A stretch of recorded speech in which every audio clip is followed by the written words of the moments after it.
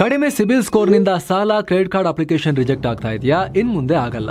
SBM Z credit card ಬಳಸಿ ಈಸಿಯಾಗಿ credit score ಅನ್ನ 750 ಗಿಂತ ಜಾಸ್ತಿ ಮಾಡ್ಕೋಬಹುದು. ಇದೊಂದು FD ಆಧಾರಿತ ಕಾರ್ಡ್. UPI ಬಳಸಿ ಕ್ರೆಡಿಟ್ ಕಾರ್ಡ್ ಬ್ಯಾಲೆನ್ಸ್ ಅನ್ನ ಖರ್ಚು ಮಾಡಬಹುದು.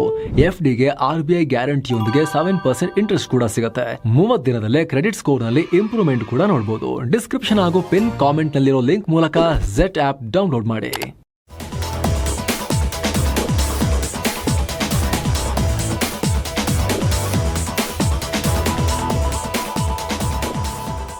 ಹಾಯ್ ಫ್ರೆಂಡ್ಸ್, ಇದು mastmaga.comನ ಇಂಟರ್ನ್ಯಾಷನಲ್ ಬುಲೆಟಿನ್ ಸುತ್ತು ಜಗತ್ತು. ತೀವ್ರ ಕುತೂಹಲ ಕೆರಳಿಸಿರೋ ಜಾಗತಿಕ ರಾಜಕೀಯದಲ್ಲಿ ತುಂಬಾ ಚರ್ಚೆಯಾಗ್ತಿರೋ ಭಾರತದ ಪ್ರಧಾನಿ ಮೋದಿ ಮತ್ತು ಚೀನಾ ಅಧ್ಯಕ್ಷ ಶಿ ಜಿನ್ಪಿಂಗ್ ನಡುವೆ ಬಹು ನಿರೀಕ್ಷಿತ ದ್ವಿಪಕ್ಷೀಯ ಮಾತುಕತೆ ನಡೆದಿದೆ. ಭರ್ತಿ 7 ವರ್ಷಗಳ ನಂತರ ಚೀನಾದಲ್ಲಿ ಉಭಯ ನಾಯಕರು ಮೀಟ್ ಆಗಿದ್ದು ಹಲವು ಮಹತ್ವದ ನಿರ್ಧಾರಗಳನ್ನು ಕೈಗೊಳ್ಳಲಾಗಿದೆ. ಬರೋಬ್ಬರಿ 40 ನಿಮಿಷಗಳ ಕಾಲ ಈ ಚರ್ಚೆ ನಡೆದಿದ್ದು, ಭಾರತದ ಪರವಾಗಿ ಪ್ರಧಾನಿ ಮೋದಿ, ವಿದೇಶಾಂಗ ಕಾರ್ಯದರ್ಶಿ ವಿಕ್ರಮ್ ಮಿಶ್ರಿ ಮತ್ತು ರಾಷ್ಟ್ರೀಯ ಭದ್ರತಾ ಸಲಹೆಗಾರ ಅಜಿತ್ ದೋವಲ್ ಇದ್ರು. ಜೈಶಂಕರ್ ಅವರು ಆರೋಗ್ಯ ಸಮಸ್ಯೆ ಕಾರಣದಿಂದ ಬಂದಿರಲಿಲ್ಲ. ಇನ್ನು ಈ ವೇಳೆ ಮಾತನಾಡಿದ ಮೋದಿಯವರು, ಗಡಿ ಸಮಸ್ಯೆ ಬಗೆಹರಿಸೋಕೆ ಭಾರತ ಮತ್ತು ಚೀನಾದ ವಿಶೇಷ ಪ್ರತಿನಿಧಿಗಳು ಒಂದು ಒಪ್ಪಂದಕ್ಕೆ ಮುಂದಾಗಿದ್ದಾರೆ ಅಂತ ಮಹತ್ವದ ಘೋಷಣೆ ಮಾಡಿದ್ದಾರೆ. ಜೊತೆಗೆ ಕೈಲಾಸ ಮಾನಸ ಸರೋವರ ಯಾತ್ರೆ ಪುನಃ ಆರಂಭಗೊಂಡಿದೆ. ಉಭಯ ದೇಶಗಳ ನಡುವೆ ನೇರ ವಿಮಾನ ಸೇವೆಯನ್ನು ಮರುಸ್ಥಾಪಿಸಲಾಗಿದೆ. ಉಭಯ ದೇಶಗಳ ಒಟ್ಟು 280 ಕೋಟಿ ಜನರಿಗೆ ಒಳಿತಾಗೋಕೆ ನಾವು ಒಟ್ಟಾಗಿ ಕೆಲಸ ಮಾಡೋ ಅಗತ್ಯ ಇದೆ ಅಂತ ಹೇಳಿದ್ದಾರೆ. ಅಲ್ಲದೆ ಭಾರತ ಚೀನಾ ಸಹಯೋಗದಿಂದ ಬರೀ ನಮ್ಮ ಜನರಿಗೆ ಮಾತ್ರವಲ್ಲದೆ ಇಡೀ ಜಗತ್ತಿನ ಮೇಲೆ ಒಳ್ಳೆ ಪರಿಣಾಮ ಬೀರಲಿದೆ. ಪರಸ್ಪರ ನಂಬಿಕೆ, ಗೌರವದ ಆಧಾರದ ಮೇಲೆ ಈ ಸಂಬಂಧವನ್ನ ವೃದ್ಧಿಸೋಕೆ ಭಾರತ ಕಮಿಟ್ ಆಗಿದೆ. ಕಳೆದ ವರ್ಷ ರಷ್ಯಾದಲ್ಲಿ ನಮ್ಮಿಬ್ಬರ ನಡುವೆ ಒಳ್ಳೆ ಮಾತುಕತೆ ಆಗಿ ಅದರಿಂದ ಉಭಯ ದೇಶಗಳ ಸಂಬಂಧ ಸರಿಯಾದ ಮಾರ್ಗದಲ್ಲಿ ಸಾಗ್ತಿದೆ. ಡಿಸ್ಎಂಗೇಜ್ಮೆಂಟ್ ಆದ ನಂತರ ಗಡಿಲಿ ಶಾಂತಿ ಮತ್ತು ಸ್ಥಿರತೆಯ ವಾತಾವರಣ ಸೃಷ್ಟಿಯಾಗಿದೆ ಅಂತ ಮೋದಿ ಹೇಳಿದ್ದಾರೆ. ಇನ್ನ ಶಿ ಜಿನ್ಪಿಂಗ್ ಕೂಡ ಮಾತನಾಡಿದ್ದಾರೆ. ಪ್ರಧಾನಿ ಮೋದಿ ಅವರನ್ನ ಮತ್ತೊಮ್ಮೆ ಮೀಟ್ ಆಗೋಕೆ ತುಂಬಾ ಸಂತೋಷ ಆಗ್ತಿದೆ. ಶಾಂಘೈ ಕೋಆಪರೇಷನ್ ಆರ್ಗನೈಸೇಷನ್ ಶೃಂಗಸಭೆಗೆ ಚೀನಾ ನಿಮ್ಮನ್ನ ಸ್ವಾಗತ ಮಾಡುತ್ತೆ. ಕಳೆದ ವರ್ಷ ರಷ್ಯಾದಲ್ಲಿ ನಮ್ಮಿಬ್ಬರ ನಡುವೆ ಯಶಸ್ವಿಯಾಗಿ ಮೀಟಿಂಗ್ ನಡೀತು. ಇಡೀ ಜಗತ್ತಿನಲ್ಲಿ ಹೆಚ್ಚು ಜನಸಂಖ್ಯೆ ಹೊಂದಿರೋ ದೇಶಗಳು ನಮ್ಮವು. ಗ್ಲೋಬಲ್ ಸೌತ್ನ ಪ್ರಮುಖ ದೇಶಗಳು. ನಮ್ಮ ಜನರ ಜೀವನ ವೃದ್ಧಿಸೋಕೆ, ಅಭಿವೃದ್ಧಿ ಹೊಂದುತ್ತಿರೋ ಬೇರೆ ದೇಶಗಳಿಗೆ ಸಪೋರ್ಟ್ ಮಾಡೋಕೆ, ಮಾನವೀಯತೆಗೆ ಕೊಡುಗೆ ನೀಡೋ ಜವಾಬ್ದಾರಿ ನಮ್ಮ ಮೇಲಿದೆ. ಚೀನಾ ಮತ್ತು ಭಾರತ ನಾಗರಿಕತೆಯುಳ್ಳ ದೇಶಗಳಾಗಿವೆ. ಹೀಗಾಗಿ ಭಾರತ ಮತ್ತು ಚೀನಾ ಗೆಳೆಯರಾಗೋದು ಸರಿಯಾದ ಆಯ್ಕೆ. ನಾವಿಬ್ರು ಫ್ರೆಂಡ್ ಆಗಿರೋದು ಇಬ್ಬರಿಗೂ ಒಳ್ಳೆ ಚಾನ್ಸ್. ಇಬ್ರು ಕೂಡ ಸ್ಟ್ರಾಟಜಿಕ್ ಸಂಬಂಧಗಳನ್ನ ಹೊಂದಬೇಕು. ಎಲಿಫೆಂಟ್ ಮತ್ತು ಡ್ರ್ಯಾಗನ್ ಒಟ್ಟಾಗಿ ಡ್ಯಾನ್ಸ್ ಮಾಡಬೇಕು ಅಂತ ಹೇಳಿದ್ದಾರೆ. ಸದ್ಯ ದ್ವಿಪಕ್ಷೀಯ ಮಾತುಕತೆ ಮುಕ್ತಾಯಗೊಂಡಿದ್ದು, ಇದಾದ್ಮೇಲೆ ಮೋದಿ ಚೀನಾದ ಟಿಯಾನ್ಜಿನ್ನಲ್ಲಿ ನಡೆಯಲಿರೋ ಶಾಂಘೈ ಕೋಆಪರೇಷನ್ ಆರ್ಗನೈಸೇಷನ್ ಶೃಂಗಸಭೆಯಲ್ಲಿ ಭಾಗಿಯಾಗಲಿದ್ದಾರೆ. ಇದರಲ್ಲಿ ಇತರೆ ದೇಶಗಳ ನಾಯಕರೊಂದಿಗೆ ರಷ್ಯಾ ಅಧ್ಯಕ್ಷ ವ್ಲಾಡಿಮಿರ್ ಪುಟಿನ್ ಕೂಡ ಭಾಗಿಯಾಗಲಿದ್ದಾರೆ. ಇದರಲ್ಲಿ ಭಾಗಿಯಾಗೋಕೆ ಪುಟಿನ್ ಈಗಾಗಲೇ ಚೀನಾಗೆ ಬಂದಿಳಿದಿದ್ದಾರೆ. ಈ ಶೃಂಗಸಭೆಯ ಸೈಡ್ ಲೈನ್ಸ್ನಲ್ಲಿ ಸೋಮವಾರದಂದು ಮೋದಿ ಪುಟಿನ್ ಜೊತೆ ಮಹತ್ವದ ಮಾತುಕತೆ ನಡೆಸಲಿದ್ದಾರೆ. ಇತ್ತ ಮೋದಿ ಪುಟಿನ್ ಭೇಟಿಗೆ ವೇದಿಕೆ ಸಿದ್ಧವಾಗಿರುವ ಹೊತ್ತಲ್ಲೇ ಇಂಟ್ರೆಸ್ಟಿಂಗ್ ಡೆವಲಪ್ಮೆಂಟ್ ಆಗಿದೆ. ಮೋದಿ ಅವರು ಚೀನಾಗೆ ಕಾಲಿಡ್ತಿದ್ದಂತೆ ಯುಕ್ರೇನ್ ಅಧ್ಯಕ್ಷ ವೊಲೊಡಿಮಿರ್ ಝೆಲೆನ್ಸ್ಕಿ ಪ್ರಧಾನಿಗೆ ಕಾಲ್ ಮಾಡಿದ್ದಾರೆ. ಈ ಕುರಿತು ಪಿಎಂ ಮೋದಿ ಮಾಹಿತಿ ಹಂಚಿಕೊಂಡಿದ್ದಾರೆ. ಪ್ರಸ್ತುತ ನಡೀತಿರೋ ರಷ್ಯಾ ಯುಕ್ರೇನ್ ಸಂಘರ್ಷ, ಅಲ್ಲಿನ ಮಾನವೀಯ ಪರಿಸ್ಥಿತಿ ಹಾಗೂ ಯುಕ್ರೇನ್ನಲ್ಲಿ ಶಾಂತಿ ಮತ್ತು ಸ್ಥಿರತೆಯನ್ನ ಪುನರ್ ಸ್ಥಾಪಿಸುವುದಕ್ಕೆ ನಡೀತಿರೋ ಎಲ್ಲಾ ಪ್ರಯತ್ನಗಳ ಕುರಿತು ನಾವು ಡಿಸ್ಕಸ್ ಮಾಡಿದ್ದೇವೆ. ನಮ್ಮ ಅನಿಸಿಕೆಗಳನ್ನ ಹಂಚಿಕೊಂಡಿದ್ದೀವಿ. ಈ ಎಲ್ಲ ಪ್ರಯತ್ನಗಳಿಗೆ ಭಾರತ ಸಂಪೂರ್ಣವಾಗಿ ಬೆಂಬಲ ನೀಡುತ್ತೆ ಅಂತ ಮೋದಿ ಝೆಲೆನ್ಸ್ಕಿ ಅವರಿಗೆ ತಿಳಿಸಿದ್ದಾರೆ. ಇತ್ತ ಈ ಫೋನ್ ಸಂಭಾಷಣೆ ಕುರಿತು ಝೆಲೆನ್ಸ್ಕಿ ಕೂಡ ಮಾಹಿತಿ ನೀಡಿದ್ದಾರೆ.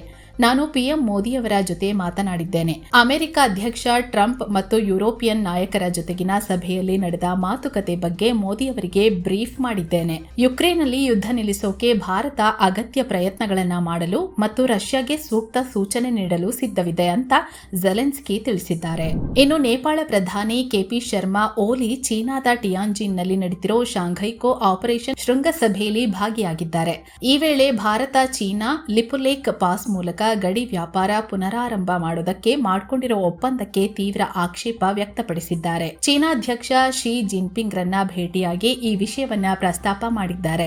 ನೇಪಾಳ ವಿದೇಶಾಂಗ ಕಾರ್ಯದರ್ಶಿ ಅಮೃತ್ ಬಹದ್ದೂರ್ ರೈ ಈ ಕುರಿತು ಮಾಹಿತಿ ನೀಡಿದ್ದಾರೆ. ಭಾರತ ಮತ್ತು ಚೀನಾ ಲಿಪುಲೇಖ್ ಪಾಸ್ ಮೂಲಕ ಗಡಿ ವ್ಯಾಪಾರ ಪುನರಾರಂಭಿಸಿದ್ದಕ್ಕೆ ಪ್ರಧಾನಿ ಕೆಪಿ ಶರ್ಮಾ ಓಲಿ ಆಕ್ಷೇಪ ವ್ಯಕ್ತಪಡಿಸಿದ್ದಾರೆ. 1816ರ ಸುಗೌಲಿ ಒಪ್ಪಂದದ ಪ್ರಕಾರ ಮಹಾಕಾಳಿ ನದಿಯನ್ನ ಗಡಿಯಾಗಿ ಗುರುತಿಸಲಾಗಿದೆ.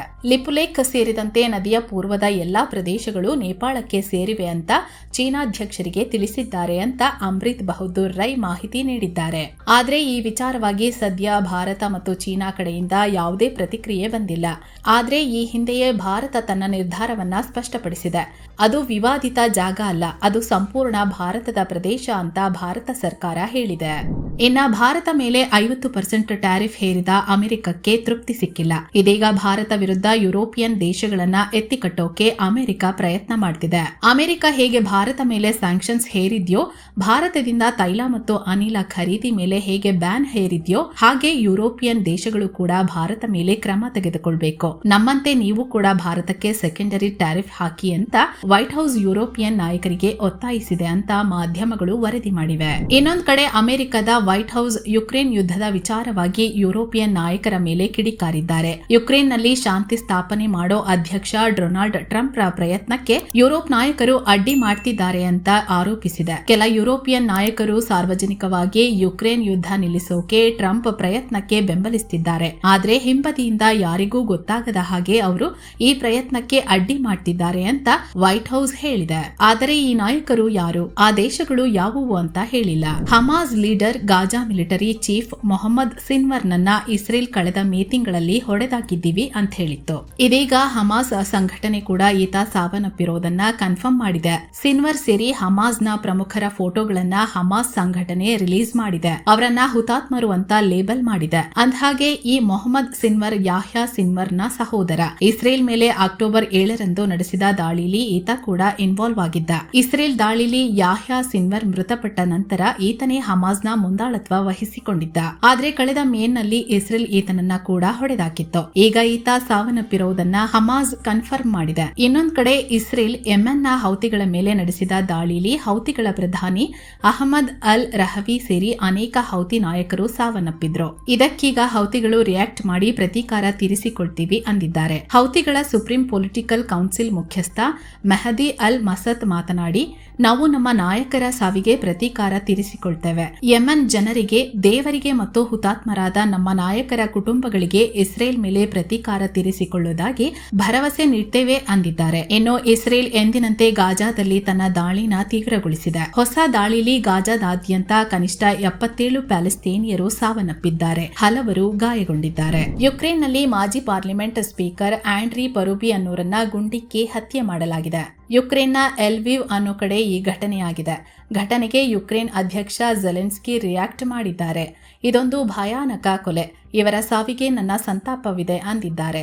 ಅಲ್ಲದೆ ಈ ಕೊಲೆ ಬಗ್ಗೆ ತನಿಖೆ ನಡೆಸುವಂತೆ ಸೂಚನೆ ನೀಡಿದ್ದಾರೆ. ತಮ್ಮ ಅಧ್ಯಕ್ಷೀಯ ಅವಧಿಯಲ್ಲಿ ಅಮೆರಿಕವನ್ನೇ ಚೇಂಜ್ ಮಾಡೋ ಆಸೆ ಇಟ್ಕೊಂಡಿರೋ ಶಾಂತಿ ದೂತ ಟ್ರಂಪ್ ಅಮೆರಿಕದ ರಕ್ಷಣಾ ಇಲಾಖೆ ಹೆಸರನ್ನೇ ಬದಲಾಯಿಸೋಕೆ ಹೊರಟಿದ್ದಾರೆ ಅಂತ ಗೊತ್ತಾಗಿದೆ. ಡಿಪಾರ್ಟ್ಮೆಂಟ್ ಆಫ್ ಡಿಫೆನ್ಸ್ ಹೆಸರನ್ನ ಡಿಪಾರ್ಟ್ಮೆಂಟ್ ಆಫ್ ವಾರ್ ಅಥವಾ ಯುದ್ಧ ಇಲಾಖೆ ಅಂತ ಚೇಂಜ್ ಮಾಡೋಕೆ ಟ್ರಂಪ್ ಮುಂದಾಗಿದ್ದಾರೆ. ಅಮೆರಿಕದ ವಾಲ್ ಸ್ಟ್ರೀಟ್ ಜರ್ನಲ್ ಈ ಕುರಿತು ವರದಿ ಮಾಡಿದೆ. ಇನ್ನು ಈ ಕುರಿತು ಮಾತನಾಡಿರೋ ಟ್ರಂಪ್, ಹೀಗೆ ಮಾಡೋದ್ರಿಂದ ಅಮೆರಿಕದ ಸೇನೆಯ ಆಕ್ರಮಣಕಾರಿ ಸಾಮರ್ಥ್ಯಗಳು ತುಂಬಾ ಚೆನ್ನಾಗಿ ಪ್ರತಿಬಿಂಬಿಸುತ್ತೆ. ಇದು ಕೇಳೋಕ್ಕೂ ತುಂಬಾ ಚೆನ್ನಾಗಿದೆ, ಸ್ಟ್ರಾಂಗ್ ಆಗಿ ಸೌಂಡ್ ಆಗುತ್ತೆ ಅಂತ ಹೇಳಿದ್ದಾರೆ. ಇನ್ನು ಅಮೆರಿಕದ ಸಂಸದ Bernie Sanders Robert F Kennedy junior ತಮ್ಮ ಹುದ್ದೆಗೆ ರಾಜೀನಾಮೆ ನೀಡಬೇಕಂತ ಕರೆ ಕೊಟ್ಟಿದ್ದಾರೆ. ಸದ್ಯ ಅಮೆರಿಕದ ಹೆಲ್ತ್ ಅಂಡ್ ಹ್ಯೂಮನ್ ಸರ್ವಿಸ್ನ ಸೆಕ್ರೆಟರಿ ಆಗಿರೋ ರಾಬರ್ಟ್ ಎಫ್ ಕೆನಡಿ ವ್ಯಾಕ್ಸಿನ್ಗೆ ವಿರೋಧ ವ್ಯಕ್ತಪಡಿಸಿದ್ದಾರೆ. ಕೋವಿಡ್ ಅವಧಿ ಸೇರಿದಂತೆ ಅನೇಕ ಸಲ ವ್ಯಾಕ್ಸಿನ್ಗೆ ವಿರೋಧ ವ್ಯಕ್ತಪಡಿಸಿ ವ್ಯಾಕ್ಸಿನ್ ವಿರೋಧಿ ಅಭಿಯಾನ ನಡೆಸಿದ್ದಾರೆ. ಇದರಿಂದ ರಾಬರ್ಟ್ ಎಫ್ ಕೆನಡಿ ಹುದ್ದೆಯಲ್ಲಿರೋದು ಈಗ ಮತ್ತು ಭವಿಷ್ಯದಲ್ಲಿ ಅಮೆರಿಕದ ಜನರ ಆರೋಗ್ಯಕ್ಕೆ ಅಪಾಯ. ಹೀಗಾಗಿ ರಾಜೀನಾಮೆ ನೀಡಬೇಕು ಅಂತ ಬರ್ನಿ ಸ್ಯಾಂಡರ್ಸ್ ಹೇಳಿದ್ದಾರೆ. ಅಫ್ಘಾನಿಸ್ತಾನ ತಾಲಿಬಾನ್ ಸರ್ಕಾರ ಬ್ಯೂಟಿ ಪಾರ್ಲರ್ಗಳ ವಿರುದ್ಧ ಸಮರ ಸಾರೋಕೆ ಶುರು ಮಾಡಿದೆ. ಯಾರಾದ್ರೂ ಬ್ಯೂಟಿ ಪಾರ್ಲರ್ ನಡೆಸ್ತಿದ್ರೆ ಅಂಥವರನ್ನ ಪತ್ತೆ ಹಚ್ಚಿ ವರದಿ ನೀಡಿ ಅಂತ ಮುಸ್ಲಿಂ ಸಮುದಾಯದ ಮುಖಂಡರಿಗೆ ಸೂಚನೆ ನೀಡಿದೆ. ಅಲ್ಲದೆ ಶೀಘ್ರವೇ ಬ್ಯೂಟಿ ಪಾರ್ಲರ್ಗಳನ್ನ ಮುಚ್ಚಿ, ಇಲ್ಲದಿದ್ರೆ ಅರೆಸ್ಟ್ ಮಾಡ್ತೀವಿ ಅಂತ ಎಚ್ಚರಿಕೆ ನೀಡಿದೆ. ಅಂದಹಾಗೆ 2023ರಲ್ಲೇ ಬ್ಯೂಟಿ ಪಾರ್ಲರ್ಗಳನ್ನ ಮುಚ್ಚಿ ಅಂತ ತಾಲಿಬಾನ್ ಸರ್ಕಾರ ಆದೇಶ ನೀಡಿತ್ತು. ಆದ್ರೆ ಕೆಲವರು ಕದ್ದು ಮುಚ್ಚಿ ಅಂಡರ್ ಗ್ರೌಂಡ್ಗಳಲ್ಲಿ ಪಾರ್ಲರ್ಗಳನ್ನ ನಡೆಸ್ತಿದ್ರು. ಹೀಗಾಗಿ ತಾಲಿಬಾನ್ ಸರ್ಕಾರ ಈ ಕ್ರಮ ಕೈಗೊಂಡಿದೆ. ಪಾಕ್ನಲ್ಲಿ ಬಂಡುಕೋರರು ಮತ್ತೆ ದಾಳಿ ಮಾಡಿದ್ದಾರೆ. ಪರಿಣಾಮ ಓರ್ವ ಪೊಲೀಸ್ ಸಬ್ ಇನ್ಸ್ಪೆಕ್ಟರ್ ಸಾವನ್ನಪ್ಪಿದ್ದು ಇಬ್ಬರು ಗಾಯಗೊಂಡಿದ್ದಾರೆ. ಖೈಬರ್ ಪಖ್ತೂನ್ಖ್ವಾದ ಕೋಹತ್ ಜಿಲ್ಲೆಯಲ್ಲಿ ಈ ಘಟನೆ ಆಗಿದೆ. ಇನ್ನು ಈ ಘಟನೆ ನಂತರ ಬಂಡುಕೋರರ ವಿರುದ್ಧ ಪಾಕ್ ಸೇನೆ ಕಾರ್ಯಾಚರಣೆ ನಡೆಸಿದೆ. ಪರಿಣಾಮ 3 ಬಂಡುಕೋರರು ಸಾವನ್ನಪ್ಪಿದ್ದಾರೆ. ಮೆಕ್ಸಿಕೋದಲ್ಲಿ ಭಾರೀ ಪ್ರತಿಭಟನೆ ನಡೀತಿದೆ. ದೇಶದಲ್ಲಿ ಸುಮಾರು 1.3 ಲಕ್ಷ ಜನರು ನಾಪತ್ತೆಯಾಗಿದ್ದು ಅವರನ್ನ ಹುಡುಕಿ ಕೊಡಿ ಅಂತ ಹೇಳಿ ಮೆಕ್ಸಿಕೋದಾದ್ಯಂತ ಪ್ರತಿಭಟನೆ ಆಗ್ತಿದೆ. ಪ್ರತಿಭಟನಾಕಾರರು ನಾಪತ್ತೆಯಾದವರ ಚಿತ್ರಗಳನ್ನ ಹಿಡಿದು ಪ್ರತಿಭಟಿಸುತ್ತಿದ್ದಾರೆ. ಇದಕ್ಕೆ ನಾಪತ್ತೆಯಾದವರ ಕುಟುಂಬಸ್ಥರು ಬಂದು ಸೇರ್ಕೊಂಡಿದ್ದಾರೆ. ಅಂದಹಾಗೆ 2007ರ ನಂತರ ಇಷ್ಟು ಸಂಖ್ಯೆಯಲ್ಲಿ ಜನರು ಮೆಕ್ಸಿಕೋದಲ್ಲಿ ನಾಪತ್ತೆಯಾಗಿದ್ರು. ಇವರನ್ನೆಲ್ಲ ನಶಾ ಪದಾರ್ಥಗಳ ದಂಧೆಗೆ ಸೇರಿಸಿಕೊಂಡಿದ್ದಾರೆ ಮತ್ತು ಅದಕ್ಕೆ ವಿರೋಧ ಮಾಡಿದವರನ್ನ ಕೊಲೆ ಮಾಡಿದ್ದಾರೆ. ಹೀಗಾಗಿ ಅವರ ಪತ್ತೆಗೆ ಸರ್ಕಾರ ಕ್ರಮ ತಗೋಬೇಕು ಅಂತ ಪ್ರತಿಭಟನಾಕಾರರು ಒತ್ತಾಯ ಮಾಡಿದ್ದಾರೆ. ಸೊ ಫ್ರೆಂಡ್ಸ್, ಇದಾಗಿತ್ತು ಇವತ್ತಿನ ಜಗತ್ತಿನ ಸುತ್ತಾಟ. ಮತ್ತೆ ಭೇಟಿಯಾಗ್ತಿರೋಣ. ನಮಸ್ಕಾರ.